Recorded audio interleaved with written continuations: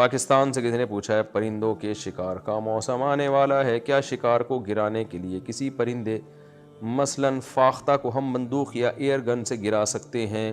کیا ایسا کرنا پرندوں کے ساتھ ظلم کے زمرے میں تو نہیں آتا؟ بھائی گرا سکتے ہیں شکار کی نیت سے، کھانے کی نیت سے، خام خواہ میں تفریح میں نہیں. جانوروں کو قتل کرنا جائز نہیں ہے، بلا وجہ اڑا رہے ہیں آپ جانوروں کو، نشانے بازی سیکھ رہے ہیں. نبی صلی اللہ علیہ وسلم نے نشانہ بازی سیکھنے کے لیے جانوروں کو ہدف بنانے سے منع کیا ہے. بعض صحابہ تیر اندازی سیکھتے تھے مرغیوں کو باندھ کے کہ مرغی پہ تیر، تو اس سے منع کیا نبی صلی اللہ علیہ وسلم نے. اس کو دجاجہ مسبورہ کہا جاتا ہے، بندھی ہوئی مرغی.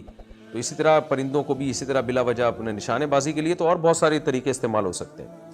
تو ہاں اگر آپ کو فاختہ کا گوشت کھانا ہے، کسی جانور کا گوشت کھانا ہے، تو پھر آپ شکار کر سکتے ہیں بندوق سے بھی، کسی بھی چیز سے. البتہ یہ ذہن میں رکھیں کہ قرآن مجید نے النتیحہ اور المتردیہ کے گوشت کو حرام قرار دیا ہے. یعنی چوٹ کے زور سے جو جانور مرتا ہے تو وہ حرام ہے.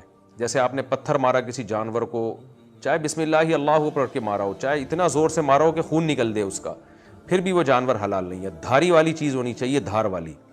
جیسے تیر سے آپ نے جانور کا شکار کیا، بسم اللہ اللہ پڑھ کے تیر لگا، اور آپ جب پہنچے فوراً جانور کی طرف تو وہ مر چکا تھا تو وہ حلال ہے.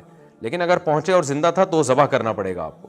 لیکن تیر یا دھار والی چیز کے علاوہ کسی چیز سے آپ نے شکار کیا، جیسے بندوق سے، کیونکہ اس بندوق کی جو گولی ہے اس میں دھار نہیں ہوتی، اور ایسے دھار نہیں ہوتی اس میں، جیسے تلوار میں اور تیر میں دھار ہوتی ہے نا، نوک ہوتی ہے، اس طرح بندوق کی گولی میں اس طرح تیز نوک نہیں ہوتی تیر کی طرح کی. تو اس لیے بندوق سے جب آپ نے شکار کیا، اگر جانور مر گیا تو پھر وہ جائز نہیں ہوگا. ہاں جانور کو لگی، وہ گر کے تڑپ رہا ہے اور آپ نے اس دوران اس کو ذبح کر دیا، پھر اس کا کھانا حلال ہے جب تک زندگی ہے، اور ذبح کر دیا آپ نے اس کو.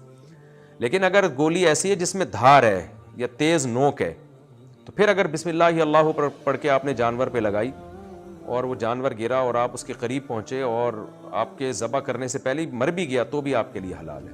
ہاں آپ گئے نہیں، اس کو ذبح ہی نہیں کیا، آپ نے جان کر مرنے دیا تو حلال نہیں ہے.